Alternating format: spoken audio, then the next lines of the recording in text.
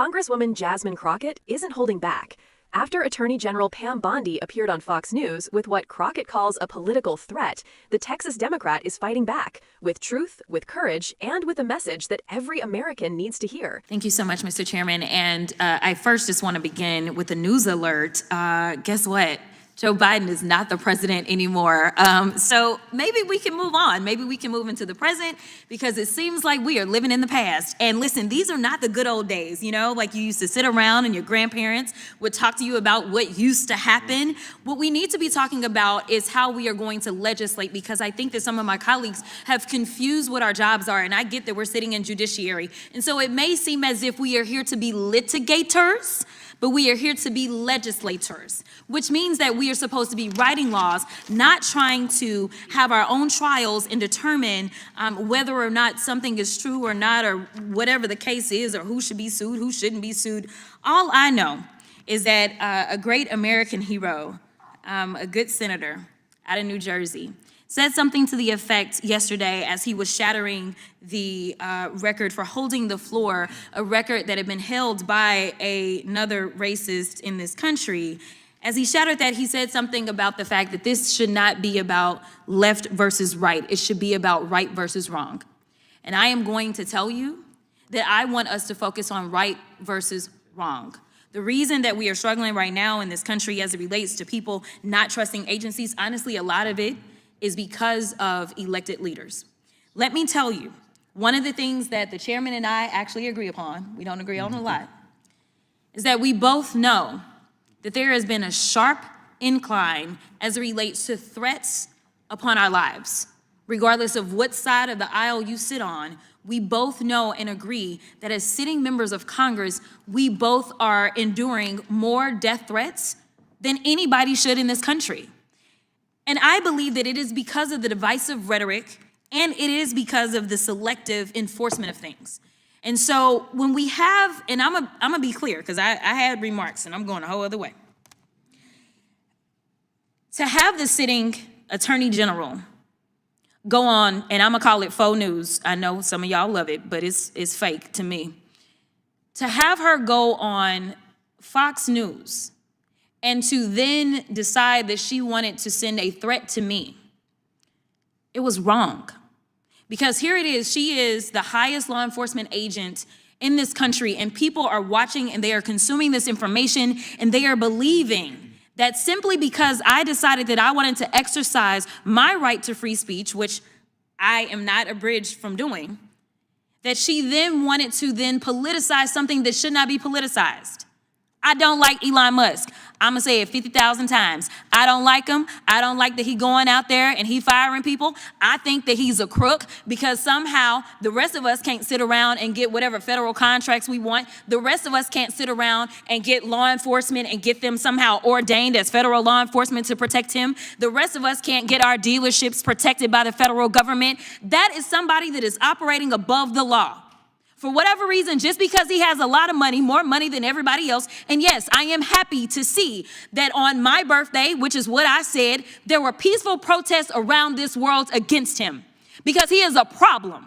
And so you never should have somebody that is sitting that high and is going to sit up here and threaten a sitting member of Congress when she knew good and well, if she watched the entire thing, that I specifically told protesters to make sure you consult with lawyers, just like I've told protesters over and over and over in the history of me advising people to go out and exercise their constitutional right. The fact that there are other sitting members that have received letters of threat from this new DOJ tells me that they are about retribution and they are not about following the law. The reason that our party, or I won't even say our party, our country is torn apart is because we can't even agree on right versus wrong. This should not be left versus right. The only thing that we're asking is that we have law enforcement that will show up when there is an actual crime. If somebody calls and says, hey, I need you to investigate this cybercrime, or I need you to investigate this child pornography, or I need you to investigate this robbery, then we want somebody to show up, and we don't want them to look at us and act as if just because I'm black or because I'm woman that I am not worthy of having that case investigated, because we have an administration that is continuously railing against diversity, equity, and inclusion, or we don't need people that show up that feel like diversity should not be valued. That is why we should have somebody that may show up and looks like me. The final thing that I'll say, because you've been gracious, is this. When I first became a public defender, I had no criminal defense experience. And I walked in and I told my boss, Charlie, I said, listen, you should hire me. He said, why? I said, because I'm black. Charlie looked at me like I was crazy. And I said, let me tell you something. When I walk in, I'm gonna walk in with a level of rapport and understanding that maybe some of my other colleagues will not. Charlie offered me my job and I worked my butt off and I worked really, really hard for all of my clients, not just those that look like me. And that is what it looks like to serve. Thank you. What we just witnessed from Representative Jasmine Crockett is the kind of bold, principled, no-nonsense leadership that we rarely see in Congress these days.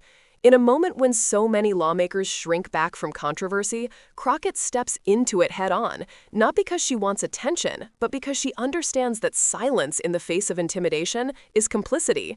And make no mistake, what she described today wasn't just a political jab. It was a powerful stand for integrity, democracy, and accountability. Jasmine Crockett's words cut through the noise because they weren't about partisanship. They were about principle. She began by reminding the room of something that sounds so simple yet feels revolutionary in today's political climate. Joe Biden is no longer president. Her point? That Congress can't keep living in the past, relitigating old political battles just to score points. Instead, lawmakers should focus on legislating, on doing the actual work of improving the lives of the American people. But Crockett didn't stop there. She went deeper, calling out the dangerous rise in threats against members of Congress, something that transcends party lines. She and her Republican counterpart, the chairman, both face these threats. Yet the reason they've escalated, as Crockett points out, is not random. It's the direct result of reckless rhetoric, of public officials and media figures who treat violence, intimidation, and disinformation as political tools. And that's where her reference to Pam Bondi comes in. When a sitting attorney general goes on national television and uses her platform to send a veiled threat toward an elected member of Congress, that's not just politics as usual. That's a direct attack on democratic norms. Because when the nation's top law enforcement officer weaponizes her power to silence dissent, it's no longer about enforcing laws. It's about enforcing loyalty. Crockett called it what it is, wrong. She didn't sugarcoat it or hide behind legalese. She named it and owned her right to speak freely. Her defense of free speech, even when it's uncomfortable, is precisely what democracy demands. And that's what made her remarks so powerful. She wasn't just defending herself. She was defending the idea that no elected leader, regardless of rank or title, should be above accountability. Then she went further, connecting the dots between this political intimidation and something much larger, inequality. Crockett took aim at Elon Musk, using him as a symbol of unchecked power, of a system that protects the wealthy and punishes the rest. She exposed how some billionaires seem to operate above the law, shielded by influence, wealth, and political connections, while ordinary citizens face the full weight of justice for far less. Her criticism wasn't personal, it was systemic. She was saying, this is what happens when money, privilege, and politics intersect unchecked. And perhaps the most striking part of her speech came when she reflected on her own journey, her beginnings as a public defender. She reminded us that representation matters, that diversity, equity, and inclusion aren't buzzwords, they're tools of justice. When she told her future boss, "You should hire me because I'm black," it wasn't arrogance, it was understanding. She knew that lived experience brings empathy, perspective, and connection that can't be taught. She proved that diversity isn't about division, it's about better service, fairer justice, and more complete representation. Jasmine Crockett's entire statement was a masterclass in connecting the personal to the political. It was fiery, yes, but also grounded, reflective, and deeply human. She reminded the country that leadership isn't about who can yell the loudest or dominate the headlines. It's about who can stand firm in truth when the powerful try to silence them. So what do we take away from this moment? Jasmine Crockett's stand isn't just about one TV appearance or one political feud. It's a warning and a call to courage. It's a reminder that democracy doesn't defend itself. People like Crockett do, by refusing to be intimidated, by speaking truth even when it's risky, and by demanding fairness for everyone, not just the privileged few. If we want a government that works for all of us, not just the powerful, we have to keep paying attention, keep speaking up, and keep holding leaders accountable. If you believe in truth over theatrics and democracy over division, hit that like button, subscribe to the channel, and share this video. Let's keep these conversations alive, because silence is how corruption wins.